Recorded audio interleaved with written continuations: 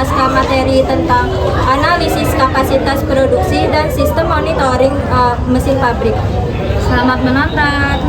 Pertama, kita memiliki kelas mesin. Di sini, kita mendefinisikan objek mesin dengan 3 properti utama.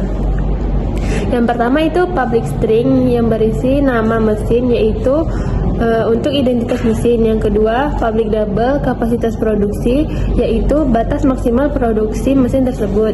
Yang ketiga, public double produksi aktual, yaitu jumlah realisasi produksi saat ini. Selanjutnya masuk ke logika pemrograman di kelas program. Ada fungsi hitung persentase yang menerima input data aktual dan kapasitas. Rumusnya sederhana. Persentase sama dengan aktual per kapasitas dikali 100. Berikutnya, hasil persentase tadi kita masukkan ke fungsi tentukan status untuk mendapatkan kategori kondisi mesin secara otomatis. Jika di atas 100%, statusnya adalah over capacity. Jika 80% sampai 100%, maka statusnya hampir penuh. Selain itu, statusnya normal. Selanjutnya akan dijelaskan oleh rekan saya, yaitu Kira. Selanjutnya yaitu inisialisasi dan input jumlah data. Pertama, program akan meminta pengguna memasukkan jumlah mesin yang ingin dipantau. Data ini disimpan dalam variabel jumlah mesin yang kemudian digunakan untuk menentukan ukuran array bernama daftar mesin. Nah, yang kedua yaitu proses perulangan atau looping. Selanjutnya, saya menggunakan perulangan for untuk mengisi data setiap mesin satu persatu. Di dalam loop ini, setiap elemen array diinisialisasi sebagai objek baru dari kelas mesin. Selanjutnya yaitu penginputan detail mesin.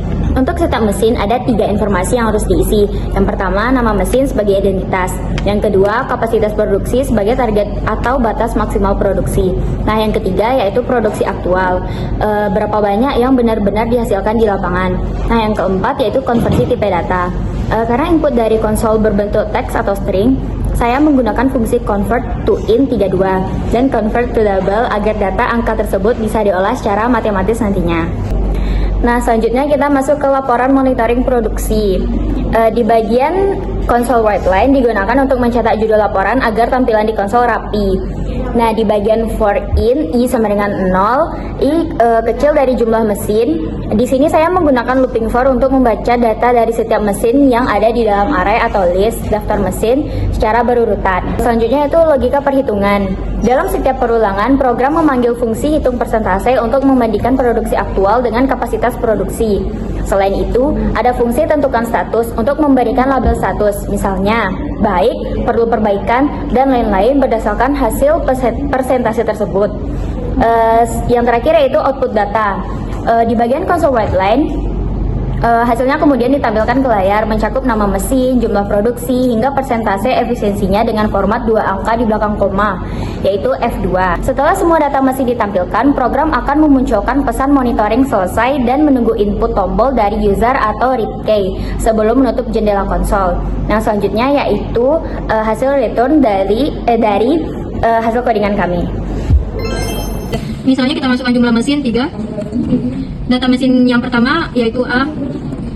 Misalnya kita masukkan 80. Produksi aktualnya misalnya kita masukkan 50.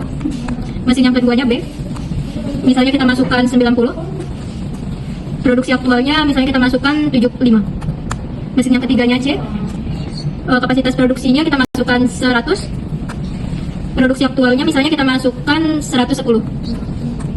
Dan ini hasil yang kita masukkan tadi ya. Kalau yang 80 itu statusnya normal, kalau yang di atas 80 itu statusnya hampir penuh, kalau yang di atas 100 itu statusnya over capacity.